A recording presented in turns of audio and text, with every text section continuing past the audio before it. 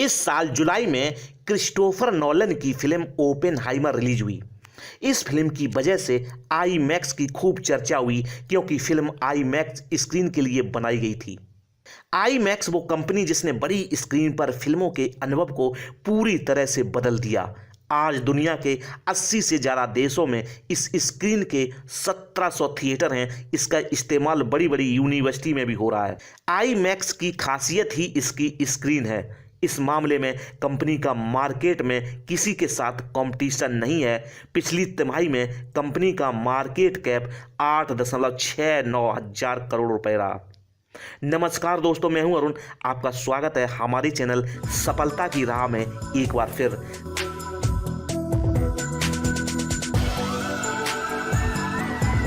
सफलता की राह में हम लाते हैं ऐसी स्टोरी जिसे सुनकर होगी आपकी सफलता की राह और आसान।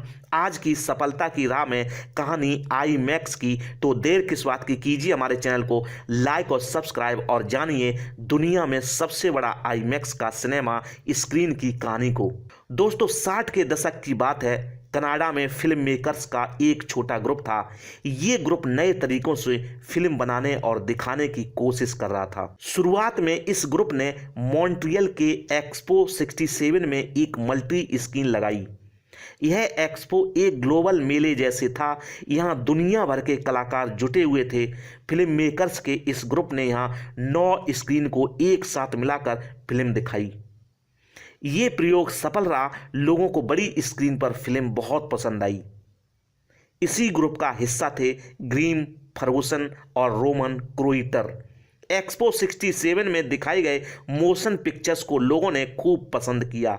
यहीं से आगे चलकर आई मैक्स कॉरपोरेशन की शुरुआत हुई, जिसने धीरे धीरे बड़ी स्क्रीन पर फिल्मों के अनुभव को पूरी तरह से बदल कर रख दिया। अक्सर सवाल उठता है कि क्या आई मैक्स सिर्फ बड़ी स्क्रीन है? तो जवाब है नहीं। इसका अपना पूरा इकोसिस्टम है। इसमें कैमरा, प्रोजेक्टर और थिएटर तीनों आते हैं। ये तीनों ही आई मैक्स के होते हैं। आई मैक्स कैमरों का इस्तेमाल कर बनाई जाने वाली और फिर दिखाई जाने वाली पहली फिल्म थी टाइगर चाइल्ड। 17 मिनट की ये फिल्म 1971 में दिखाई गई थी। जगह थी जापान का ओसाका शहर। इस फिल्म के रिलीज होने के बाद करीब 7 से 8 सालों तक आई मैक्स ने सिर्फ डॉक्यूमेंट्री बनाई। इसकी वजह थी पैसों की कमी। बड़ी मछली, भालू और दूसरे जानवरों को शूट करने में उन्हें पैसे नहीं देने पड़ते थे। इसलिए आई मैक्स शुरुआत में नेचर डॉक्यूमेंट्री बनाता रहा। फिर साल 2000 में आई मैक्स के कैमरों का इस्तेमाल कर पहली फीचर फिल्म बनाई गई।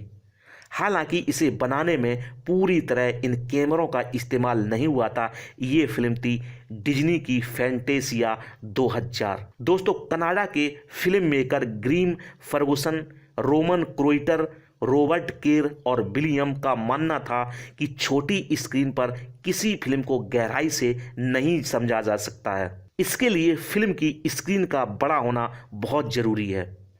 दिलचस्प ये भी है कि आई मैक्स को बनाने वाले विलियम सी शॉ का बैकग्राउंड इंजीनियरिंग का था। ग्रीम, फर्गुसन और रोमन क्रोइटर एक अनुभवी फिल्म निर्माता थे। वहीं रॉबर्ट केर राजनीति और बिजनेस के साथ फिल्म निर्माण में भी रुचि लिया करते थे। इन सबका मानना था कि फिल्म को बड़ी स्क्रीन पर देखा जाए तो उसका एक्सपीरियंस बेहतर होता है। फिल्म को गहराई से समझा जा सकता है। दोस्तों, 70 से 80 के दशक में आई मैक्स सिर्फ डॉक्यूमेंट्री बनाती रही। मुनाफा कमाने के लिए 90 के दशक में धीरे धीरे कंपनी ने कॉमर्शियल फिल्मों की तरफ रुख किया। इसमें अपोलो 13 का नाम सबसे ऊपर आता है। 2000 के बाद कंपनी के कैमरों से बड़ी फिल्में शूट हुई। उनमें द डार्क नाइट से लेकर अवतार जैसी ब्लॉकबस्टर फिल्में थीं।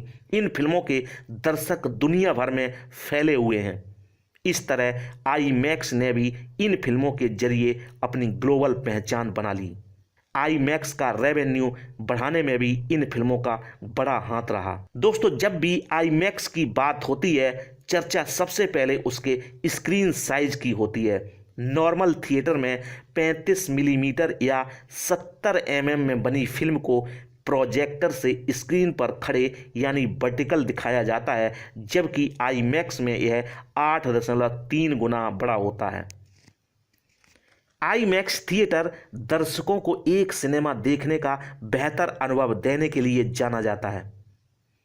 इसकी स्क्रीन कुछ ऐसे बनाई जाती है कि थिएटर में कहीं खड़े होकर देखने पर एक तरह का सीधा दिखता है। इसके लिए थिएटर में खास खड़ी तरह की सीटें बनाई जाती हैं। स्क्रीन पर कलर बैलेंस रखने के लिए थिएटर में एक साथ 2 प्रोजेक्टर चलते हैं। थिएटर का साउंड सिस्टम ऐसा होता है कि फिल्म में फुसफुसाहट से लेकर तेज आवाज़ तक सब क्लियर सुनाई देता है।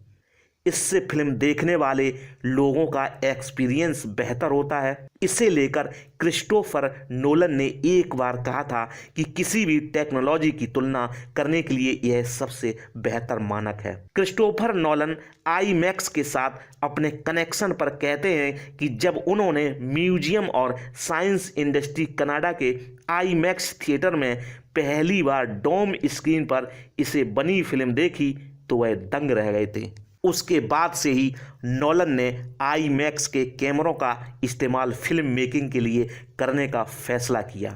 शुरुआत में नोलन ने आईमैक्स कैमरों को टेस्ट करने के लिए कुछ वीएफएक्स शूट किए। फिर क्रिस्टोफर नोलन ने अपनी पहली आईमैक्स से बनी film the dark night shoot की। इसके बाद से नोलन का आईमैक्स के साथ एक अलग सा कनेक्शन बन गया। परिणाम इस साल आई फिल्म ओपेनहाइमर आप सबके सामने थी। आज आपने जाना आईमैक्स के बारे में। अब हम विदा लेते हैं, फिर हाजिर होंगे एक नई स्टोरी के साथ। आप क्या सोचते हो आज की स्टोरी के बारे में? कमेंट बॉक्स में कमेंट करके ज़रूर बताएं। और अगर मेरे द्वारा दी गई स्टोरी आपको अच्छी लगती है तो मेरे चैनल को लाइक, शेयर और सब्सक्राइब करना ना भूलें। धन्यवाद।